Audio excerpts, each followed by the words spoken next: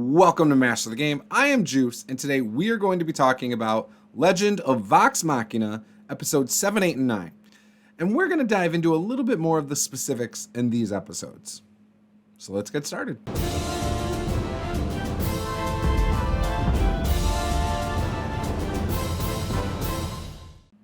Before I dive in any further, be sure to check out our website at Master the Game RPG. On the homepage, you can sign up for our newsletter to be kept up to date on the latest videos we post, as well as any of the new free PDFs we put up or anything like that. So I've got some notes over here that I'm going to be referring to as we talk about this. I think 7, 8, and 9 were very entertaining. I feel like it got really dark really quick after the dragon, scene from episode 1 and 2. Heck, even those were pretty dark. But when we jumped into episode 7, you got like a Percy flashback in a classroom where it's him, his sister, and the professor. And you could see how the parents treated the professor. And, you could really tell that this may have been setting up why certain people within this town had a problem with who was in charge.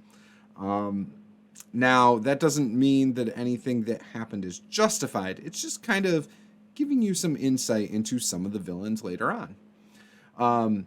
You then also see the druid watching the people in the tree and making observations about the tree. Percy then gets called out for his anger again and how he doesn't trust the party. And then you get like a whole nother flashback into the creation of how he made the weapon. Now, I'm assuming Percy is an artificer. I don't really know what class he is. I know they started again with Pathfinder, so maybe it was the gunslinger from that, and with the formation of 5th edition, not having a gunslinger, maybe they made it more of an artificer.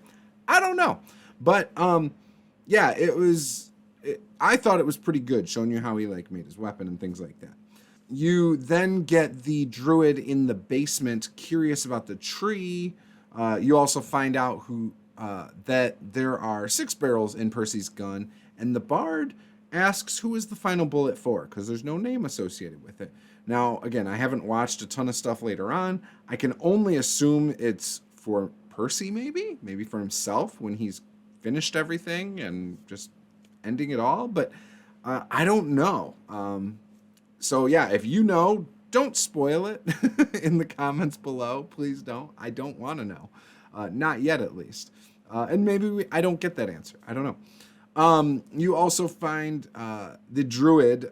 She attempts to do a spell that almost catches the whole tavern headquarters on fire. But the tree does react subtly. Or at least it seemed like that it did. So then you had a huge blow up with Vex getting into her face, in Keyleth's face, that before Vax steps in again and separates them, because Vax obviously has a soft spot for Keyleth. Again, you have them talking about strategy and how they're going to do this, because now they got to act really quick because, you just had a fire here. You just gave up your spot.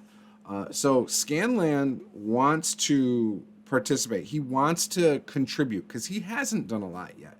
And so he volunteers for some stuff that is probably way over his head. And the party eventually says, okay, you convinced us. Maybe it was a charisma check. And just like maybe Keyleth's spell was a failed nature check or something, all these things, again, you can really tie to D&D. And that's what I love about this series. Goes and up to the gate to this main house area or this building and does some sort of spell with his instrument where it makes the music come from a different direction, and the guards go to inspect it, leaving the front gate open. He then jumps the wall. He then climbs into the building and through a window. Now, I don't know if he failed his perception check, but when he climbs through the window, he falls on the floor and sees big dude, guy, I think he's in charge of the guards or something, going to the bathroom. This was hilarious. Again, I don't know if he failed an athletics check. I don't know if he failed a perception check. I don't know. But it was really, really entertaining, I think. He then starts running through the place, eventually turns into an animal. He starts doing teleporting himself around, and the guards start hitting themselves. He then shrinks himself, flips off the big guy. I love when Scanlan flips off the bad guys, flips off the party. It's very comedic, I think. But he does it from a chandelier and then resorts back to his normal side and falls off the chandelier.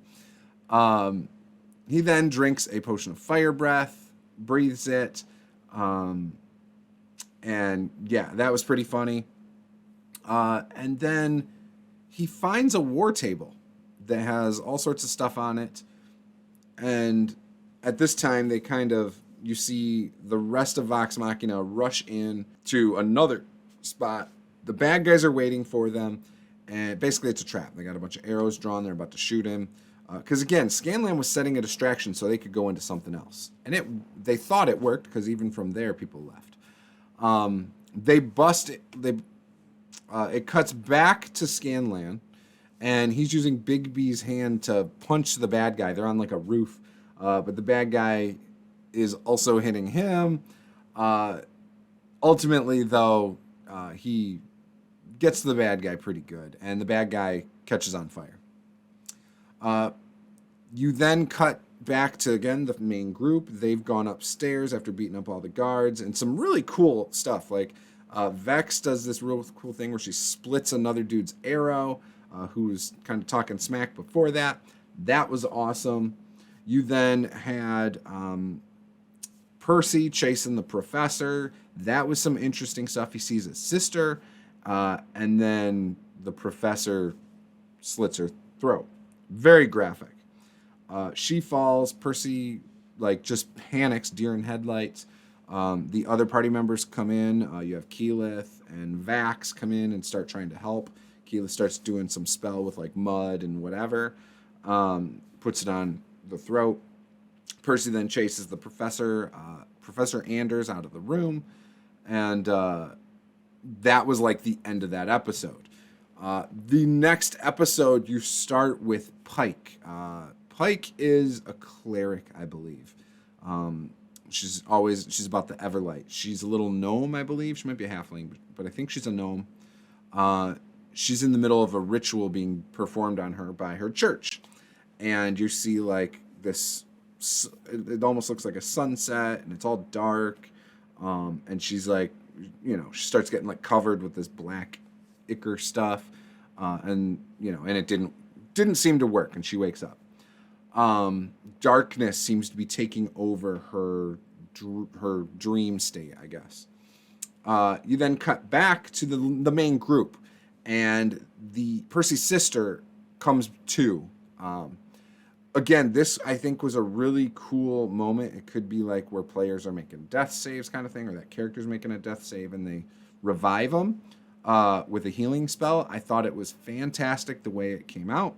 And again, I think you can take these scenes and use them to inspire your role play in your games. So when I'm watching, that's not only am I watching it for my own enjoyment, but I'm looking for these things that I can eventually try to role play out a little more. I know a better way to do that would be to just watch their streamed game, and I'm working on that now. But even from shows, you can do this. If you can make the connection of, oh, that might be that spell, so maybe this is how I would do that. You can make your role play a lot better in your home games just by incorporating what you see in some of these shows. Percy chases Professor Anders, and it leads to this huge battle with all sorts of, I don't know if they're animated armors or, iron metal golems. I don't know what they are, but they look like animated armors. The players or the characters can't seem to hurt them. They're hitting them and all this. Nothing seems to be working. And again, I think it was actually a really cool scene. It's all over the place. And you start to see this professor has some sort of ability, like a command spell or something. Grog becomes mind controlled by Professor Anders and is ordered to attack his friends. And he starts doing it. And now the party's competing with him. These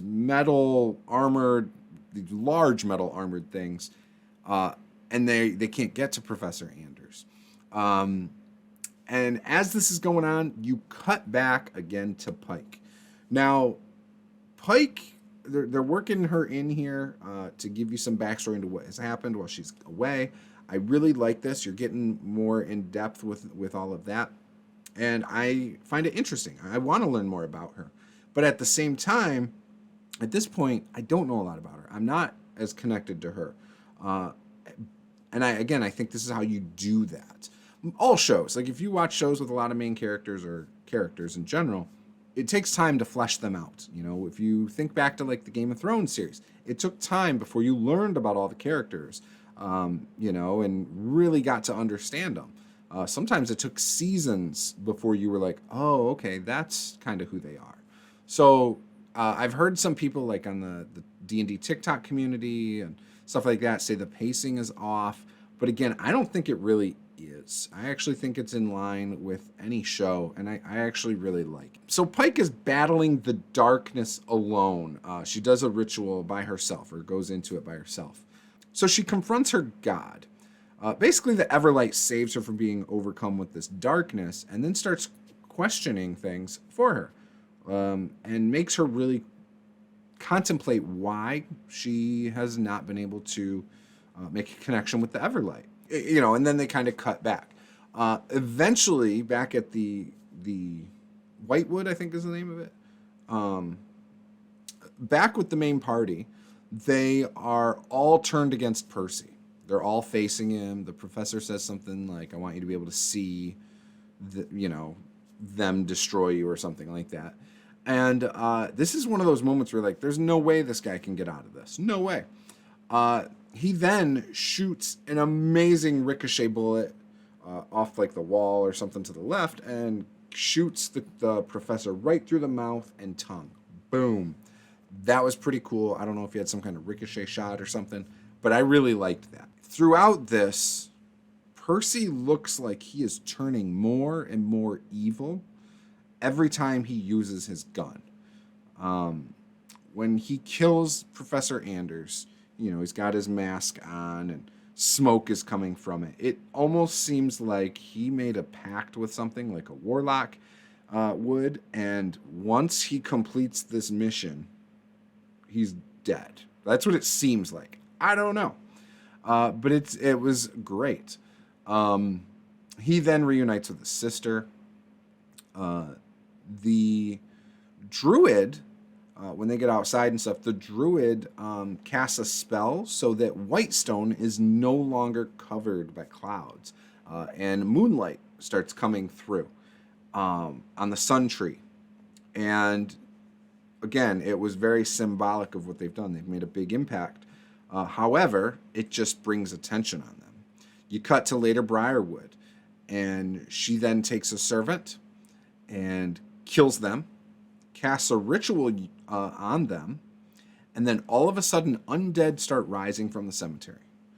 You see a bunch of zombies and skeletons and stuff coming out. You cut back to Pike. Pike is now discussing things with her goddess and starting to reflect, and it really seems like it's coming from within. All of the problems are with her needing to make a decision between her party or her goddess in her mind. And the goddess is almost implying that you don't need to choose, you just need to be you. Do the right thing. Do what you want to do, and it'll all be fine. It sounds like you could choose the party, and that's fine. Or you could choose a life of, working in the church and doing that to further their agenda. You can't do both. You can't have one foot in each pool. You need to choose one and jump in, is what her goddess was basically telling her. And, Then you jump back to Scanlan. He was walking down the street after that bad fight. He's, and he sees two people in the street. You can only see their legs, and they're off in a shadow, and they look like they're embraced. And he's making his little one-liners and stuff like that about wanting to get involved, and doesn't realize that it's a zombie eating a person. And then he starts running. He gets back to the rest of the party, tells them what's going on. A horde of undead surrounds the party. And that's where they end episode 8. It was all right. The cliffhanger, I mean, I think it was all right. Again, now they are grossly outnumbered, and they have to fight a bunch of undead. Sets up a pretty cool battle, I believe. Episode 9 gets into a flashback of the Briarwoods in their situation where later Briarwood is desperate to do whatever it takes to rescue Silas. Silas is in a bed, looks sick, like he's about to die, and she then goes off and starts, I think, into like a mausoleum and opens a book and starts dabbling with necromancy. She then comes back, performs a ritual on him. I believe she even dripped her own blood in his mouth or something. And he then feels better. He is now converted to a vampire. Which, thank you guys for correcting me in previous episodes of this and telling me he's a vampire, not a werewolf. I don't know why I thought he was a werewolf. And also correcting me in that she's a necromancer and not a vampire. It's just him. So thank you again for clarifying that for me. And if anything else I'm wrong about, post it below. Just try not to spoil anything in the future for me. So then the bodies on the tree that are hanging on the tree reincarnate. And seeing this, again, reminds me of Game of Thrones and how the White Walkers would come to life after being like dead people. Again, I immediately make that connection. I don't think that it's inspired by White Walkers at all, but however, I felt like this looked very similar to me. People are getting eaten in the streets by the zombies. A safe house calls Vox Machina in to try and get cover and stuff. Vax flirts with Keyleth again. Which seemed like a very awkward time to do that. I really didn't like that. Flirting in mid-combat. Scanlan did get bit, so he's got necrosis in his arm from a zombie bite. The horde is like busting in. Percy kills a giant with a huge rifle. That I don't know where he pulled the rifle from because he didn't have it earlier. And he probably could have used that on the dragon before, too. Scanlan then faces off with the big guy again. That big guy was not dead, even though he thought he was. The leader of the rebellion, Archie, saves Scanlan and then gets cut in half by the big guy. This was a really interesting scene because it's like, oh, he saved Scanlan. That's great.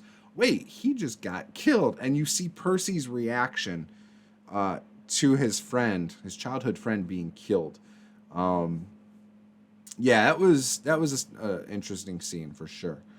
Keyleth casts an epic freeze spell that like covers up the streets and buildings and holds them back for a bit. There are constant compliments from Vax to Keyleth. Again, I find it a little bit off-putting in the moment. I don't know. It just didn't seem like the right moment for this type of back and forth. And maybe, again, it's taken from the show. That's fine. Again, it just wasn't my thing. Then Percy steps up as Lord Percival, makes a speech to restore the faith about Archie's death. Is this a leadership feat? I don't know. But I thought it was, again, really interesting because he's been so adamant that he doesn't want to be the face of Whitestone. He doesn't care about that. He just wants revenge. But his party convinced him to get up there and take ownership for this and help them have hope. And so he gets up and does that. You then see all the people of the town who have listened to him go and pick up arms and start fighting back. The horde breaks the ice and attacks at the Sun Tree. Again, it looks like our party is going to get their butt kicked again, which I think is a great theme to have your party getting their butts kicked and then getting out of the situation or, again, beating the bad guys. I think it's great storytelling. Then you get another rogue druid scene where he tells her that he loves her. She gets upset over him saying that in this moment, which again, I agree was crazy. Pike then runs in, saving the day as they were all saying their last goodbyes. She is glowing, is super powerful, almost like a Captain Marvel thing. And she heals the necrosis on Scanlan's arm, kills most of the bad guys. I'm assuming she's using like an astral projection of some sort. I don't know. But she's just whooping them. And each character at this moment pretty much does something really amazing, which I think is great, especially showcasing each of them. I thought that was awesome. Percy tracks down the big guy, makes him answer to the people rather than killing him himself, and they all take turns stabbing him. Again, very reminiscent of Game of Thrones when everyone came up and stabbed Jon Snow. So again, I thought it was interesting how that happened and played out. And at the same time, I was like, all right, that's awesome. They fight the Horde back. Pike then enchants everyone's weapons with like a radiant or holy damage of some sort. I thought that was pretty interesting. The big guy gets put on the tree. I keep calling him big guy. I don't know his name, but like the leader of the guard. The party break into the dungeon and find a prisoner. Percy walks up with his pepper box and plans to shoot her while the rogue is picking the lock, and the episode ends. I think he shot her. You can kind of, I think they show a quick flashback that she was once part of his family's thing, and maybe she turned on the family. But yeah, it was interesting. I'm looking forward to the next set of episodes. I think that's the finale. I think it's 12. So we'll get the finale, and I'm assuming it's going to wrap up the Briarwood arc. I don't know. But it's been fantastic. It really is. I see a ton of connections to D&D, a lot of nods to Dungeons and Dragons. There's all sorts of cool things like that. And again, I've been watching it, trying to keep keep my mind open to the D&D references and how that it may have played out in the show, because I haven't watched those episodes of the stream yet, and seeing like the spell usage and stuff like that, I'm enjoying making assumptions about what they're doing. Again, as somebody who is not a Critical Role fan, I think this is a great series. I've seen a lot of people on TikTok and other places say that they aren't sure if someone who's not into D&D would enjoy this, or somebody not into Critical Role would enjoy this. But I think it's right on par with most fantasy series.